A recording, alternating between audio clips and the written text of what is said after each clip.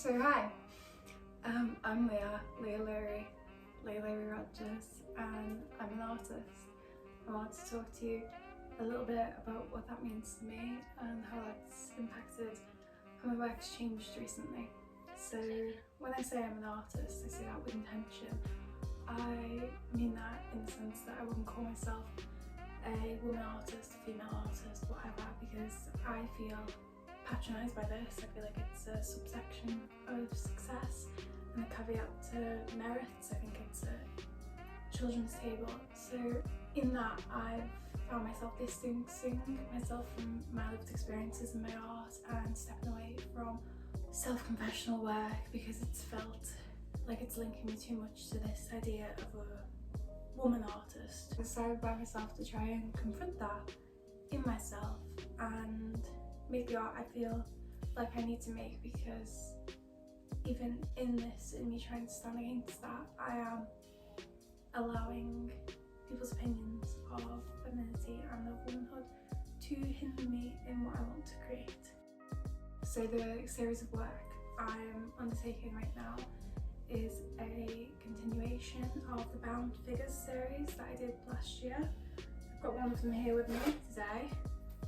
The other one is out on loan in an exhibition currently, but this is Bound Figure 2. As you can see, it's myself. I did go for a different hair to try and take anonymity, however that is my face, so I didn't know what I was thinking there. But these are the Bound Figures, and these are a series I did looking at control last year. In this control, I found a lot of my inspiration because to me, one of the core traits and the core experiences of femininity is having this complicated experience with control.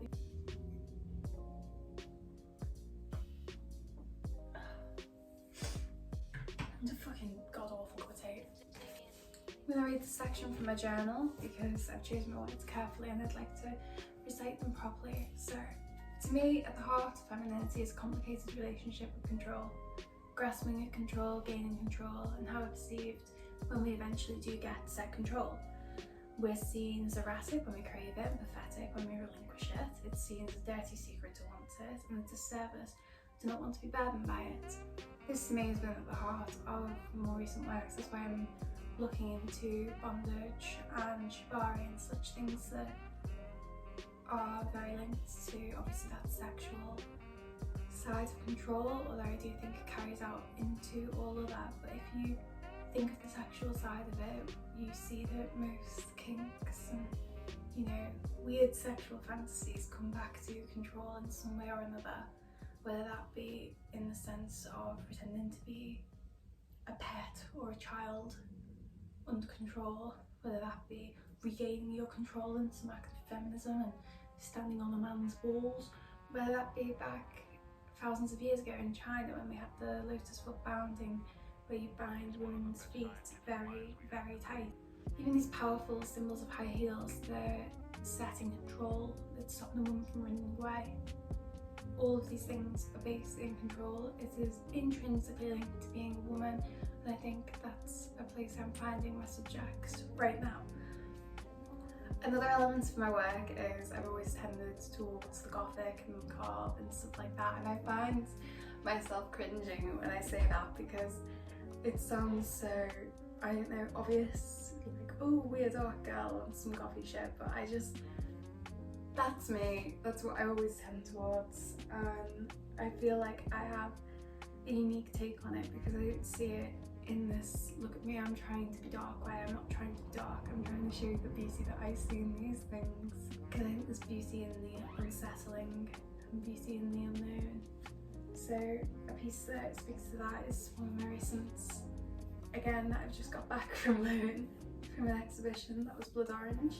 This is published in their lovely first edition, but yeah, so this is a heart. This is actually a heart that my sister cut up herself.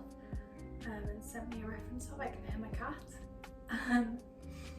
This is one of these, you know, more typically dark, edgy type of paintings that I don't like to make dark and edgy. I like the intensity and the tension on each of the tendons in the heart. I really enjoy painting tension. You can see it in our bound figures piece we were talking about earlier. Around the skin, the tension really is interesting to me. Tension again comes back to control. It's something that's been put under pressure and is visually, you can see it. So this is part of my Futile Intensity series. That's something I'm working on currently. It's finding these intense moments in the futile, in the insignificant, in the mundane, because the heart is mundane, we all have them, they're every day. And that's really personal to me, being someone with OCD. I do find a lot of intensity in the futile normal things because my brain is constantly like it's being chased through the woods by hunters. Like another things I've been looking at recently is stories, whether that be the folklore stuff that you've seen on my website or that be in my dissertation where I took an interest in biblical stories and the women of these biblical stories and how their stories were told by pre-Raphaelites. The story that I'm currently looking at is the story of Leda and the swans, you know, from ancient Greek mythology, where we have the god Zeus looking down going like, oh, she's a very pretty woman. Ooh, how can I get this woman to trust me? I'm quite scary, I'm a god. This is probably going to freak her out if I come down as a god and be like, let her have sex with me. And then you saw that she trusted the swans and she fed the swans every day and she enjoyed the swans, so went, I've got this. I will turn into a swan and fuck her, I'll rape her as a swan. And that's just an accepted thing that is obviously weird, and we all appreciate that it's weird, but then we see it in art, seems very sexual, interesting. Ooh, she's accepting it.